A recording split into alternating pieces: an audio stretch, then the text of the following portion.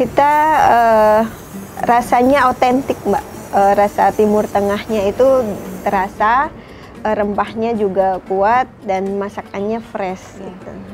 Ternyata ada warung nasi kebuli di pinggir jalan, tapi rasanya bisa seotentik yang mereka makan di negaranya seperti itu. Dan itu kami cukup bahagia aja dengan respon-respon yang seperti itu.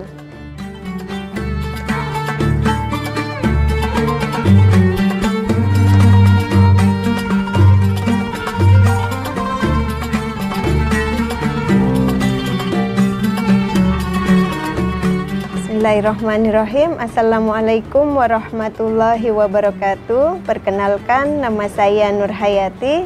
Saya Yuliana Sianingrum.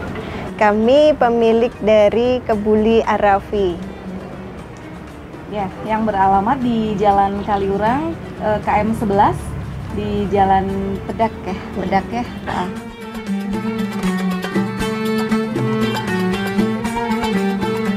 Awalnya Kebuli Arafi itu kita lebih tepatnya ke korban pandemi.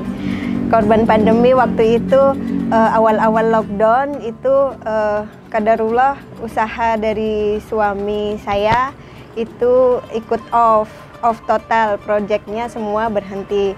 Lalu waktu itu karena saya hobi masak, iseng-iseng buat masakan ala-ala Timur Tengah. Lalu waktu itu kan semua banyak warung-warung makan, semua di lockdown, tidak boleh dine in, kita susah untuk cari makan keluar. Akhirnya saya masak, lalu saya bagi-bagi ke teman-teman, dikirim ke teman-teman seperti itu. Lalu dari teman-teman itu ternyata banyak yang suka, dari mulut ke mulut. Akhirnya banyak yang orderan dari mulut ke mulut, dari satu ke yang lain, ternyata mereka suka dan enak, dan akhirnya kami memutuskan dijadikan usaha. Waktu itu awalnya kami buka di rumah, hanya berjualan melalui online via WA dari mulut ke mulut. Lalu setelah itu kami memberanikan diri untuk buka di GoFood dan GrabFood. Itu karena saya pernah tinggal di Surabaya, sering berkunjung ke kampung Arab dan sering makan makanan Arab di sana, dan saya dan keluarga itu suka. Akhirnya memutuskan untuk belajar. Terus akhirnya kenapa nggak kita jadikan bisnis aja, karena waktu itu di Jogja juga belum banyak kan, belum banyak masakan Timur Tengah, dan kalaupun ada mereka masih yang di pinggir jalan pakai beras lokal. Dan ketika saya nyoba itu ternyata rasanya beda gitu. Ya udah, akhirnya kita putuskan untuk dijual gitu. Kita bikin tuh di Instagram, ternyata makin banyak peminatnya, dan datang ke rumah mereka pikir Arafi itu besar dan ada tempatnya, bisa makan di rumah. Ternyata enggak. Jadi akhirnya sampai suatu hari saya ketemu dengan teman saya ini, ngobrol-ngobrol, ini Arafi ini gini, banyak peminatnya, terus banyak yang kecewa datang ke rumah. Terus akhirnya kenapa kita nggak buka aja gitu. Saya kan waktu itu masih terkendala modal, kami memutuskan join. Jadi Bu Yuli ini yang mensupport saya untuk buka di Kebuli Arafi di Jalan Kaliurang ini, seperti itu. Dan saya juga customer juga. Penggemar setia. Customer juga jadinya sama suami. Ya udahlah, kita bikin kerjasama sama Bu Nur gitu. Iya. Karena memang dirasa memang alhamdulillah cocok ya. Cocok Gitu. Ya, karena salah satunya teman-teman juga ya, terus ini ya, kepercayaan juga ya. Kita kan satu circle ya, jadinya lebih mengenal Bu Nur begini orangnya. Kalau kita mau kerjasama kan otomatis kalau kita nggak satu visi kan kayaknya susah ya Mbak ya. Jadinya alhamdulillah kita satu visi untuk mendirikan Kebuli Arafi ini, dan kita satu visinya itu karena di warung Arafi ini kita nggak hanya untuk keuntungan, mencari keuntungan, tapi kebermanfaatan aja untuk orang lain terutama. Alhamdulillah mendukung dengan syarat. Dengan syarat tetap harus tetap kembali lagi ke utama ke keluarga ya, karena kita kan usaha seperti ini kan untuk ya sampingan, nggak jadi utama, karena kan suami ya nggak apa-apa, yang penting intinya kita buka warung di sini ada keberkahan di situ, kebermanfaatan buat anak-anak yang butuh lapangan kerja, terus mereka juga bisa belajar dari apa ya, dari kita juga bisa, maksudnya hal-hal kalau buka usaha begini ya, gitu.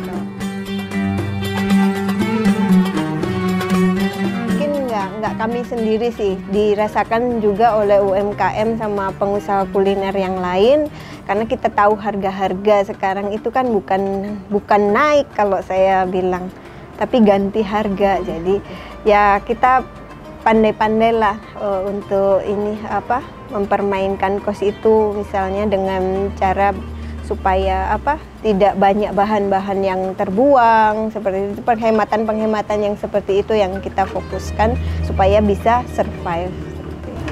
Pemasaran kita awalnya dari mulut ke mulut, dan itu ternyata sangat kenceng, justru malah karena dari mulut ke mulut itu orang testimoni langsung ya, trustnya dapat ketika mereka bilang, oh ini enak loh belinya di sini, itu mereka langsung percaya karena yang ngomong biasanya dari orang yang dikenal langsung. Nah, selain itu kita memanfaatkan media sosial itu di Instagram. Banyak nih Bu Yuli nih. Ustadz Abdul Somad kita sudah beberapa kali. Ustadz nasional sih biasanya sih yang kebanyakan gitu sih. Syekh Ali Jaber ya. Ya, adiknya ya. Mungkin kalau Syekh Ali Jabernya kan dah. Terus kayak Ustadz Felix Show yang terakhir tuh Ustadz Fatih Karim, ya, Ajo Bendri ya kan. Paling nggak Ustadz nasional lah. Ustadz Luman Hakim, banyak juga dari syekh-syekh dari Timur Tengah itu. Pas mereka dakwah ke Jogja itu tim dakwahnya yang saya bawa ke sini, atau mereka misal tidak sempat waktunya untuk datang ke sini, kita yang berkontribusi untuk kirimkan konsumsi untuk beliau-beliau seperti itu. Mereka itu bahkan heran gitu, kok ada nih warung nasi kebuli atau warung Timur Tengah, kan biasanya gedungnya yang bagus, terus desainnya mewah gitu, yang glamor gitu ya Mbak, biasanya kalau kita lihat warna-warna merah dan gold gitu. Ternyata ada warung nasi kebuli di pinggir jalan, tapi rasanya bisa seotentik yang mereka makan di negaranya seperti itu. Dan itu kami cukup bahagia aja dengan respon-respon yang seperti itu. Kita juga pengen sih fokus untuk mengembangkan Kebuli Arafi ini, dan bahkan teman juga di beberapa kota itu udah minta kita buka Mbak, kayak di Pontianak, Bandung ya, Pontianak, Bandung, Jakarta, itu mereka yang udah pernah makan sini, ayo buka dong di sini, buka dong, nanti ya kita siap-siap dulu seperti itu. Menu bestsellernya kita itu ada nasi kebuli kambing sama biryani ayam. Menu yang lain kita juga ada sediakan nasi mandi dengan lauknya ada daging rendang. Kita juga ada marak kambing, ada nasi goreng kambing. Untuk snacknya ada samosa ya, samosa, sawarma, baklava, Ali. Ya.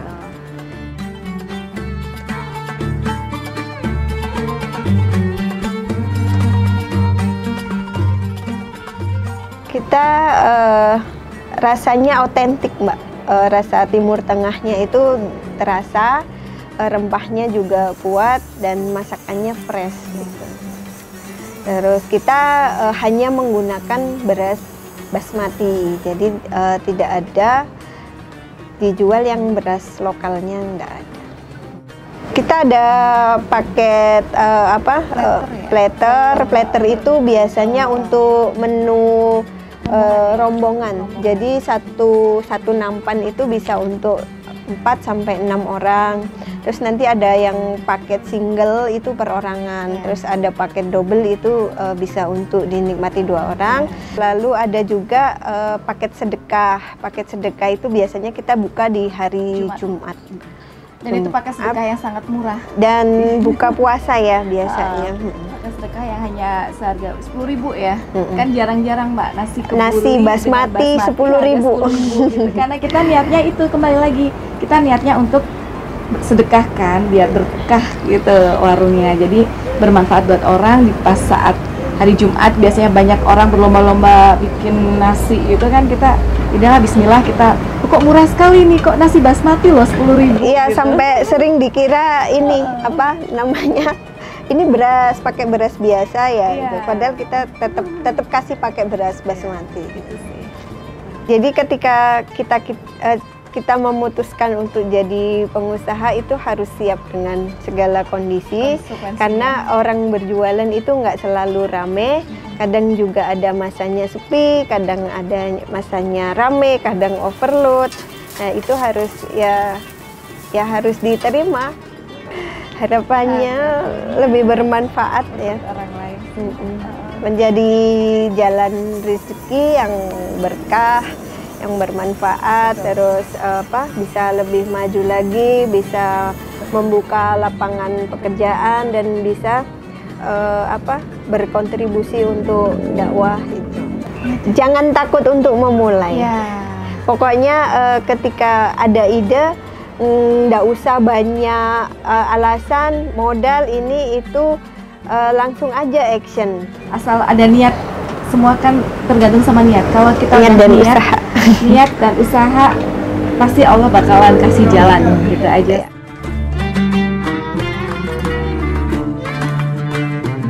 Terima kasih Punca Media. Mari berwirausaha, Ciptakan peluang usahamu sendiri.